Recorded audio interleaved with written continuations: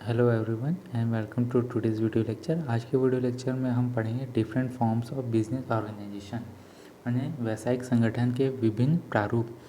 ये इस यूनिट का सबसे इम्पॉर्टेंट टॉपिक है। मैक्सिमम टाइम इससे क्वेश्चंस आपको देखने को मिलते हैं। इससे जो क्वेश्चंस आते हैं वो नॉर्मली 10 मार्क्स के क्वेश्चंस आते हैं और इसके बारे में डिफरेंट बिजनेस ऑर्गेनाइजेशन है, जिसे हम क्या करेंगे बहुत शॉर्ट में हम पढ़ेंगे और जो एग्ज़ाम पॉइंट ऑफ व्यू से आपके लिए बहुत इम्पॉर्टेंट है उसे हम डिस्कस करते हैं।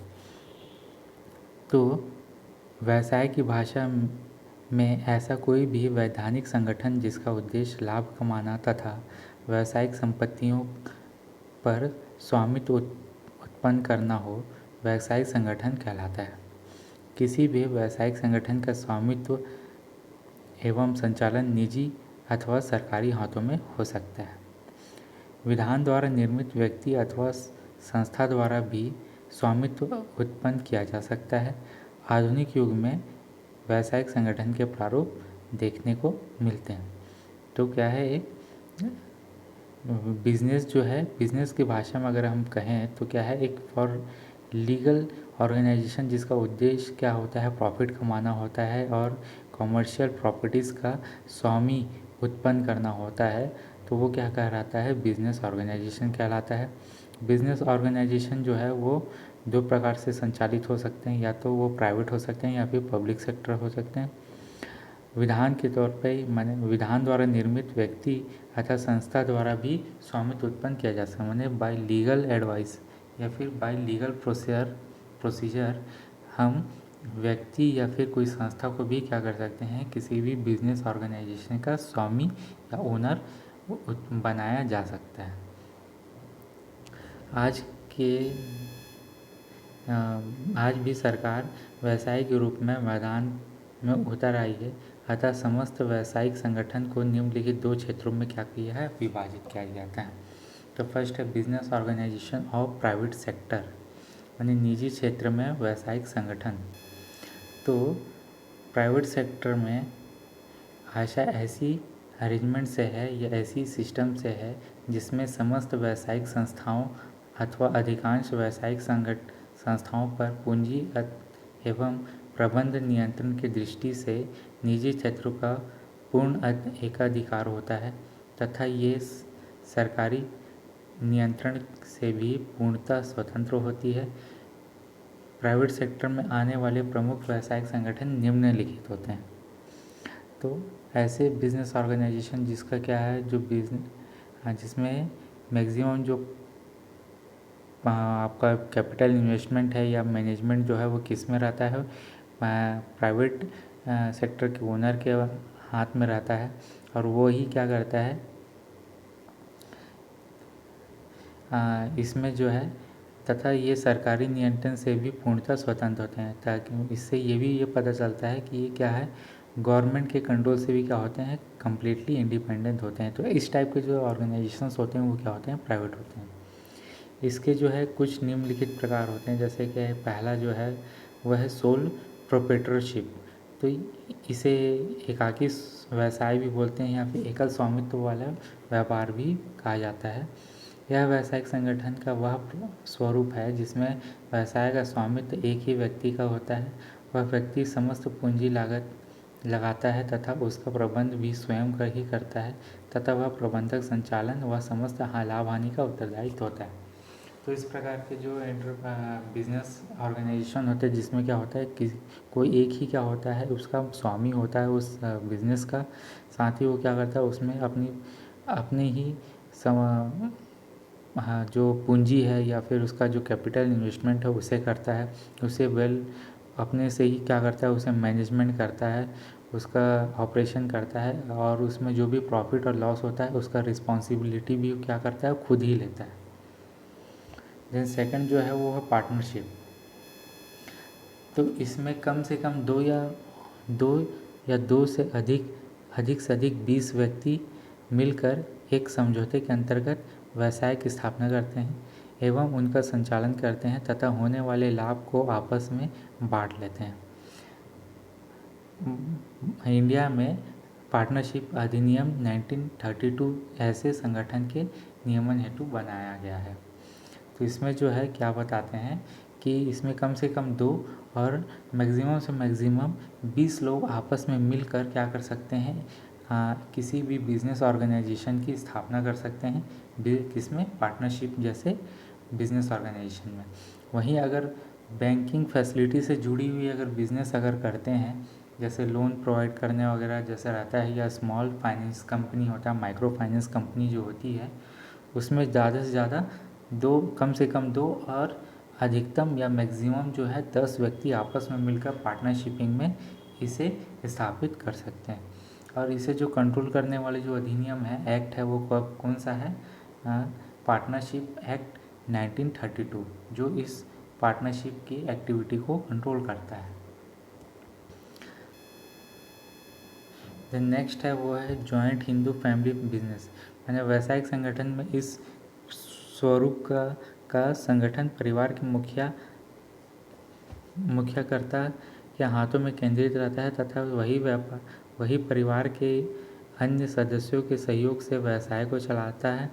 ऐसे प्रारूप में मुखिया को ही निर्णय लेने, ऋण लेने तथा अन्य समस्त व्यवहार करने का अधिकार होता है। यह प्रारूप केवल भारत में ही पाया जाता है तथा हिंदू लॉ द्वारा ही संचालित होता है। तो इस टाइप के बिजनेस में क्या होता है, कोई भी जो फैमिली का जो हेड होता है वो क्या करता है, इस बिज़नेस को चलाता है। उसी के हाथों में सारे अथॉरिटीज़ होती हैं और ये क्या करता है, अपने बिज़नेस में फैमिली के अदर मेंबर्स को भी इन्वॉल्व करता है और उसकी सहायता से उस बिज़नेस को चलाता है। और जो भी डिसीजन लेना होता है, लोन लेना होता है या किसी भी प्रकार का कोई एक्टिविटी करना होता है, तो उसका जो पूरा उत्तरदायित्व रहता है या रिस्पॉन्सिबिलिटी रहता है, वो उस बिज़नेस के ओनर या फिर उस फैमिली के हेड का ही होता है और कोई फैमिली मेम्बर इस पे हस्तक्षेप नहीं कर सकता। और इस टाइप का जो बिज़नेस ऑर्गेनाइजेशन सिर्फ इंडिया में ही देखने को मिलता है, जिसे हिंदू लॉ द्वारा ही संचालित किया जाता है। नेक्स्ट है वो है जॉइंट स्टॉक कंपनी।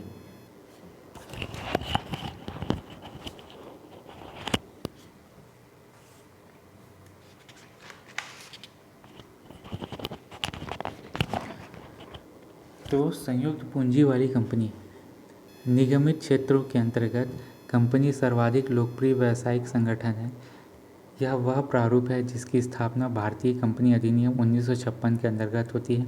कंपनी एक वैधानिक कृत्रिम व्यक्ति है जिसकी समामेलन कंपनी अधिनियम के द्वारा किसी विशेष उद्देश्य से होता है, जिसका दायित्व साधारण सीमित होता है और अस्तित्व इसके सदस्यों के से पृथक होता है, जिसकी पूंजी हस्तांतरित अंशों से विभाजित होती है तथा जिसकी अपनी स्वर्ण मुद्रा होती है। कंपनी भी जो 2 प्रकार की हो सकती है, पब्लिक व प्राइवेट कंपनी। तो जॉइंट स्टॉक कंपनी वह कंपनी होती है जो क्या करती है, जिसका जो परिभाषा है भारतीय कंपनी अधिनियम 1956 के तहत किया गया है। ये ज़्यादातर सबसे पॉपुलर कंपनी या बिजनेस ऑर्गेनाइजेशन है जो हमें अक्सर देखने को मिलता है। कंपनी में जो है लीगल आर्टिफिशियल इंडिविजुअल्स का क्या होता है, योगदान होता है, जिसका समामेलन कंपनी अधिनियम के द्वारा ही विशेष उद्देश्य से होता है। साथ ही जिसका जो रिस्पॉन्सिबिलिटी होता है वह लिमिटेड होता है, अस्तित्व में इसके सदस्य से पृथक होता है, माने इसके मेंबर से काफ़ी ज़्यादा अलग होता है। इसमें जो है कैपिटल्स का जो ट्रांसफ़र है या शेयरों का जो विभाजन है वो किया जा सकता है, और तथा जिसकी कंपनी सर्वमुद्रा होती है। और ये 2 प्रकार के होते हैं, पब्लिक और प्राइवेट कंपनी। देन नेक्स्ट है कोऑपरेटिव ऑर्गेनाइजेशन।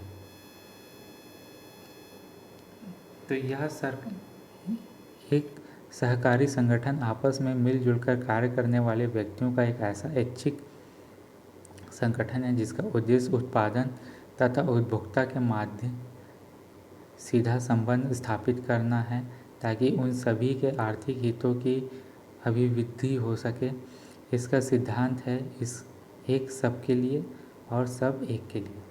तो यहाँ पर क्या होता है, एक कॉमन प्लेटफॉर्म में बहुत से लोग आपस में मिलकर अपने रिसोर्सेज के माध्यम से वो क्या करते हैं, मिलकर क्या करते हैं, एक संगठन की स्थापना करते हैं या ऑर्गेनाइजेशन की स्थापना करते हैं और एक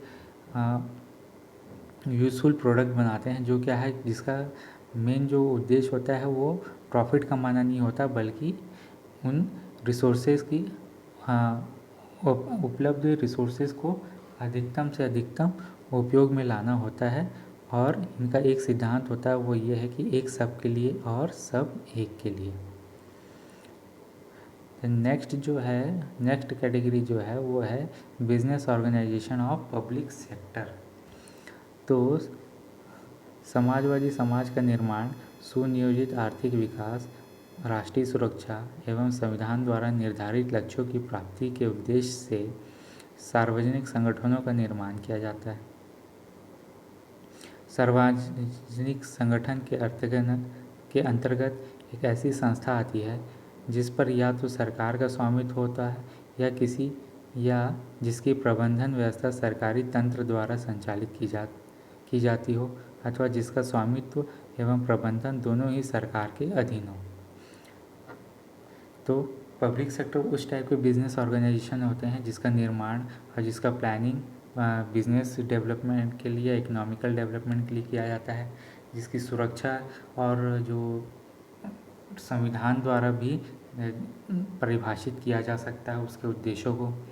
इस टाइप के जो सार्वजनिक या पब्लिक ऑर्गेनाइजेशन होते हैं, इसके अंतर्गत ऐसे ऑर्गेनाइजेशन आते हैं जिसका क्या होता है, जिसकी ओनर जो होता है वो क्या होता है, गवर्नमेंट होता है। उस देश का ओनर होता है, उस देश का गवर्नमेंट जो है उस कंपनी का क्या होता है, ओनर होता है। साथ ही साथ जिसका मैनेजमेंट भी क्या होता है, किसी गवर्नमेंट के ही इंडिविजुअल के द्वारा क्या जाता है, संचालित किया जाता है। और जिसका स्वामित्व भी क्या होता है, और जिसका जो ओनर भी होता है वो क्या होता है, गवर्नमेंट के प्रति उसकी रिस्पॉन्सिबिलिटी होती है और वो उसी के गाइडलाइन के गवर्नमेंट के गाइडलाइन को फुली फॉलो करते हुए उस ऑर्गेनाइजेशन को संचालित करता है। तो इस टाइप के जो ऑर्गेनाइजेशंस होते हैं वो पब्लिक सेक्टर होते हैं। और इस टाइप के जो पब्लिक सेक्टर होते हैं इसके अंदर कुछ ऑर्गेनाइजेशंस और आते हैं, जैसे है बोर्ड संगठन। इस संगठन में किसी भी सरकारी उद्यम को चलाने के लिए सरकार एक स्वतंत्र बोर्ड का गठन करती है, जिसके अधीन एक उद्यम को चलाया जाता है। जैसे मध्य प्रदेश विद्युत मंडल, यानी इस टाइप में क्या होता है, एक इंडिपेंडेंट बोर्ड ऑफ ऑर्गेनाइजेशन की स्थापना होती है, जो क्या करता है, गवर्नमेंट के गाइडलाइन को फॉलो करते हुए क्या करता है, उस कंपनी को संचालित करता है। देन है विभागीय संगठन। ऐसे संगठन में सरकारी उद्यम उसी मंत्रालय का विभाग माना जाता है जिस मंत्रालय में यह उद्यम संबंधित हो, जैसे रेल विभाग, डाक तार विभाग आदि। तो वैसे ऑर्गेनाइजेशन जो गवर्नमेंट ऑर्गेनाइजेशंस या फिर गवर्नमेंट के जो डायरेक्टरेट हैं, मिनिस्ट्रीज़ हैं, उनके अंतर्गत ये कार्य करते हैं। देन थर्ड जो है वो है ऐसे संगठन की स्थापना कर सरकार द्वारा सांसद में विशेष अधिनियम द्वारा की जाती है, जैसे जीवन बीमा निगम, औद्योगिक वित्त निगम, यानी सार्वजनिक निगम। इसकी स्थापना क्या होती है, गवर्नमेंट क्या है, सांसद में ही एक विशेष अधिकार के द्वारा ही क्या करती है, इसकी स्थापना करती है। नेक्स्ट है सरकारी कंपनी। ऐसी कंपनी का पंजीकरण भारतीय कंपनी अधिनियम 1956 के अंतर्गत किया जाता है तथा उसका जो इन्वेस्टमेंट है और या कैपिटल का नियंत्रण है गवर्नमेंट का होता है, जैसे Indian Telephone Industries Limited. Then next जो है मिश्रित उपक्रम, माने मिक्स्ड एंटरप्राइजेज। इनमें गवर्नमेंट और प्राइवेट इन्वेस्टर द्वारा पूंजी संयुक्त रूप से लगाई जाती है, जैसे हिंदुस्तान मशीन टूल्स लिमिटेड। तो ये कुछ डिफरेंट टाइप्स के ऑर्गेनाइजेशंस है जो बिजनेस पब्लिक सेक्टर के अंतर्गत आते हैं। तो आज के वीडियो लेक्चर में इतना ही। Thank you.